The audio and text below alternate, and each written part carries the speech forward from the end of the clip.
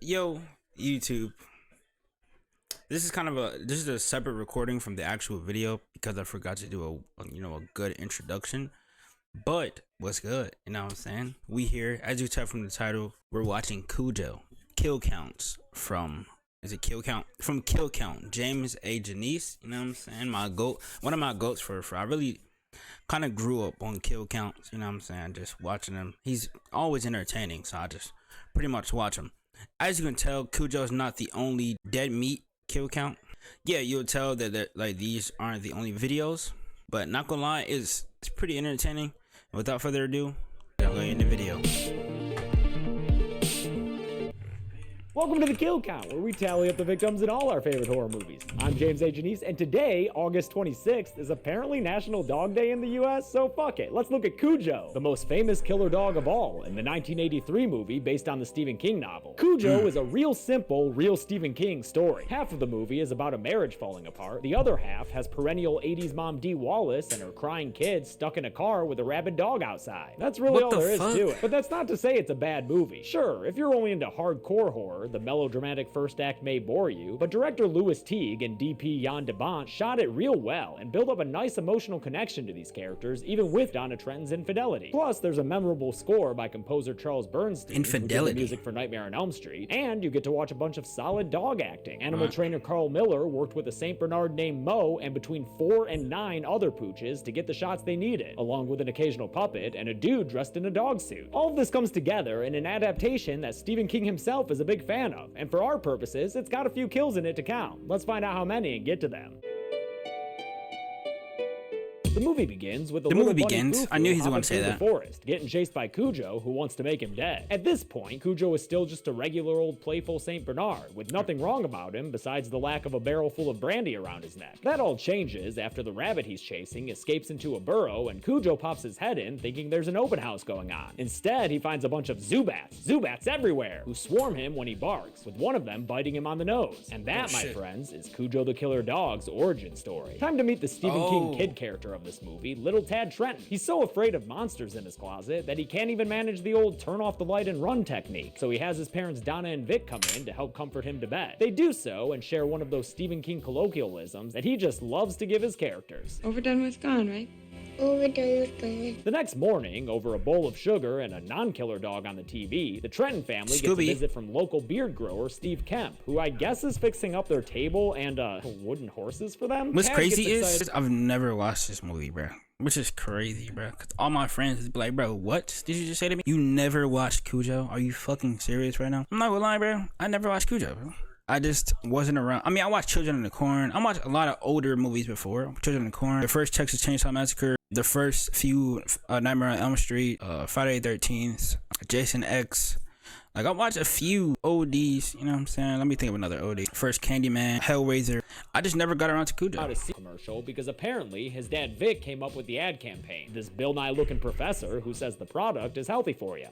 Nope, nothing wrong here. It's apparently a successful campaign, but I think a stuffy old professor would make the worst spokesman for a kid's cereal. I'll tell you someone else who isn't impressed by that cereal's Ivy League egghead endorsement. Donna, since it turns out she's cheating on Vic with Steve Kemp. Sorry, Vic, but holy maybe infidelity. You wouldn't get cucked if you had come up with something better, like the Cookie Crisp dog. Cookie Crisp. Fun fact though, Steve was played by Dee Wallace's husband at the time, Christopher Stone. So in reality, this is a married couple. Sadly, Stone died in 1995 of a heart attack. Rest in peace. Vic's having issues with his car, so he tries to take it into the local Castle Rock mechanic. When that guy's too busy for him, Vic has to drive all the way out to another mechanic, Joe Camber, who lives a few miles out of town. He takes the whole family with him, and after he introduces himself to Joe, Tuttle Dog Cujo rolls all up into the scene, just jowling his way towards the Trentons and Joe's son Brett, who assures them that Cujo's a nice friendly dog who wouldn't hurt a fly. Yeah, I mean, even if that is true though, maybe don't stick your face in that dog's face, kid. Especially because his nose has got a nasty herpes looking sore with that bat bit. What the fuck? That night, good dad Vic goes around Tad's room and expels all the monsters from inside the closet and under the bed. Sorry, Howie Mandel. Even Donna can— How do you even like prepare for this, bro? Like, this is just a movie.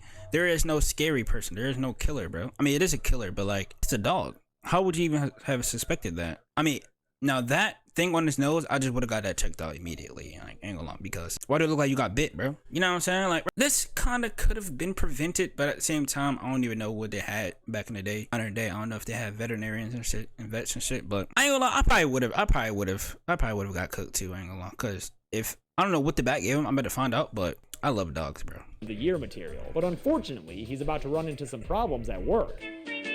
Nope. Nothing wrong here. Well, that's not entirely true. I love that news broadcast cut. Turns out the dye in that cereal was making people poop red, and thousands went to the hospital thinking they were bleeding out their butts. Now there's a recall going on, which is almost as bad for Vic's look as that square end tie he's wearing. While Vic is putting out fires at work, Donna heads over to the saddest bachelor pad in Castle Rock and wakes up Steve so she can tell him that the affair is over. Jesus, I don't know. I got this terrific husband and this terrific kid, and here I am screwing around with the local stud. When she leaves his house, he chases after her, and that's when Vic happens to be driving by, so he sees them having an argument in the street by her car. Confusing thing to see on the side of the road, but when he doubles back to get a better look, the incriminating situation has dissipated. Don't worry now, Vic, you ain't crazy, except a crazy good dad. Keep that shit up, dog. After Donna picks up Hadley from kindergarten, they experience some issues with her Ford Pinto that her son just treats like a fun carnival ride. Hey, Donna, could be worse. Just be grateful that thing's not on fire, right? They get home, and Vic tries to casually ask her what she was up to that day, but she avoids telling the truth and making any eye contact with him. Suspicious. Damn. Later on, Vic tries to fix the Pinto himself, but he doesn't have any luck with it. Sounds like another job for Joe Camber. Speaking of which, back at his farm, the mechanic comes home to find a fancy new piece of equipment that he knows his family can't afford. Over dinner and a beer, his wife Charity breaks the good news to him. I won the lottery. Yep, the Camber family is $5,000 richer. Yo. I mean, probably more like $3,500 after taxes, but that's still enough money to take Cujo to the groomers. So, It is. please do that, Camber family. Your dog is looking nasty. That's what I'm Charity wants to saying, use the bro. money to Ew, visit what her the sister fuck? out of state, which Joe is just fine with. He's got his own lottery plans that he makes with his next door neighbor, Gary. Broads, booze, baseball. I don't want to do it alone. It's no fun. Come on. They Booze, plan their boys' baseball, night what was out it? with What was the Cujo first and thing? Cujo to the groomers. So, please do that, Camber family. Your dog is looking nasty. Charity wants to use the money to visit her sister out of state, which Joe is just fine with. He's got his own lottery plans that he makes with his next door neighbor, Gary. Broads, booze, baseball. Did he say bride? I don't know what he said. They plan their boys' night out with Cujo in the room, who's showing an increased sensitivity to noise, but neither of the dudes seem to notice. They still think he's the same old friendly dog he's always been. You couldn't stick that dog on me if I was coming at you with a straight razor in each hand. The next day, Steve Kemp visits the Trenton family home to ostensibly drop off more furniture, but in reality, he's there to sexually harass Donna and force himself on her in the kitchen. When she fights back against his advances, they end up spilling milk all over the floor, which normally wouldn't be anything to cry over, but it happens to be right when Vic gets home. After Steve leaves, Vic gets confirmation from Donna about his suspicions. Yes or no? Yes. This is either a great or I an ain't gonna awful lie. time for Vic to have. That's low-key probably the best thing you could ask in that situation. I'm not gonna lie. Like, just keeping it P, you know what I'm saying? Just being real, bro. Like, yes or no. Just tell me straight up, bro. Just be real. Tell me straight up, bro. Yes or no. Is you with twin or not, bro? Business meeting about the blood poop cereal incident. Before he leaves, he and Donna both express uncertainty about how to move forward after her affair. I can't make that it never happened, Vic. I can't make like it never happened either, Donna.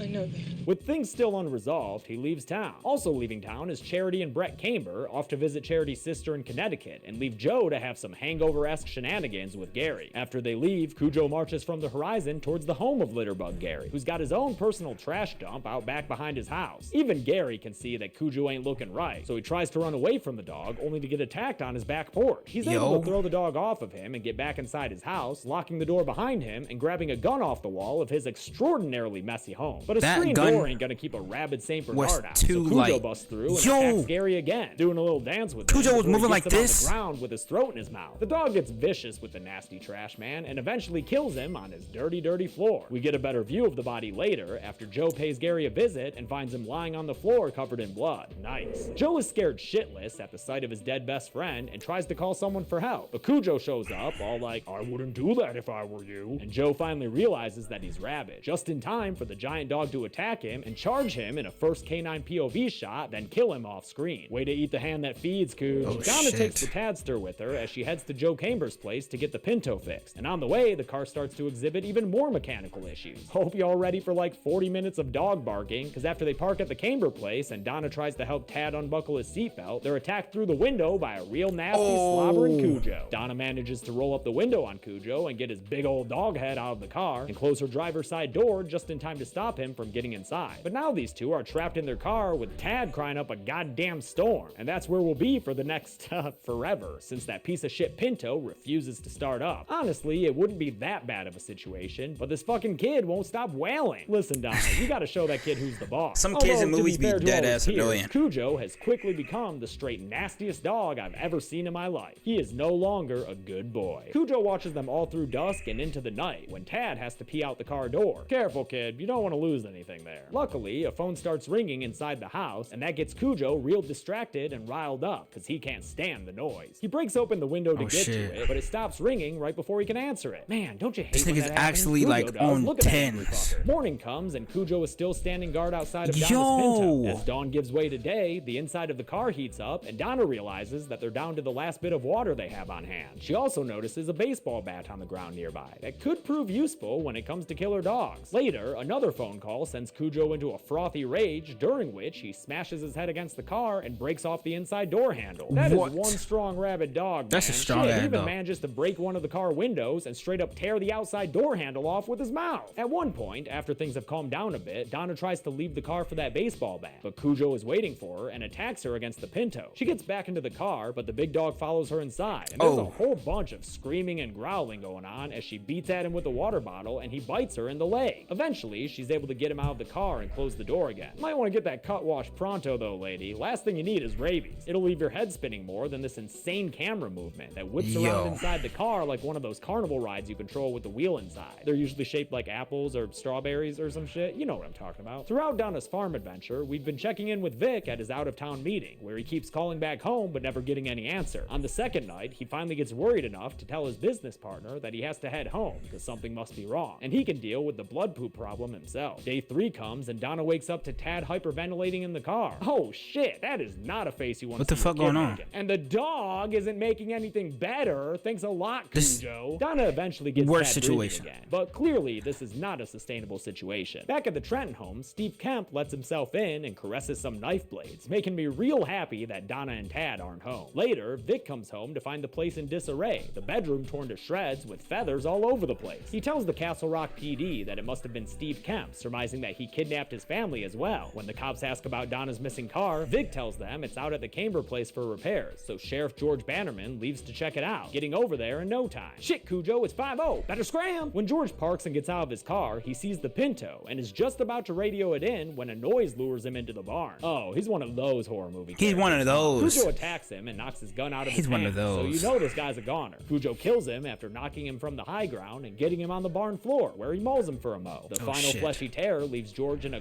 gravity-defying death pose as Cujo turns his attention back towards the car. The cops tell Vic that they talked to Steve Kemp, and although he admitted to trashing the house, he said he never saw Donna or Tad. When the cop also mentions that they haven't heard back from Sheriff George yet, Vic takes it into his own hands to head out to the Camber place. Are we gonna have a last-minute daddy rescue? If so, he'd better get there soon, because Big Bad Tad is almost down and out from all this heat and dehydration. Donna finally decides it's time to get out and make a run for the baseball bat, which she gets to right as a very bloody Cujo runs up to her. She beats down on the dog, but since nobody wants to see a dog pummeled with a bat, rabbit or not, it's all done through clever camera movements, editing, and sound effects. Eventually, believe the that. bat breaks, leaving only a jagged little shank with a handle. It ends up What do you do here, yo? What do you do here? You're beating a dog with a bat. A wooden bat, by the way. That is your only defense. You're already injured on your left thigh. I think it was your left thigh. Yeah, your left thigh. Your jit is in the car. Damn near about to die. What do you even do? You just keep fighting? I mean, I don't know.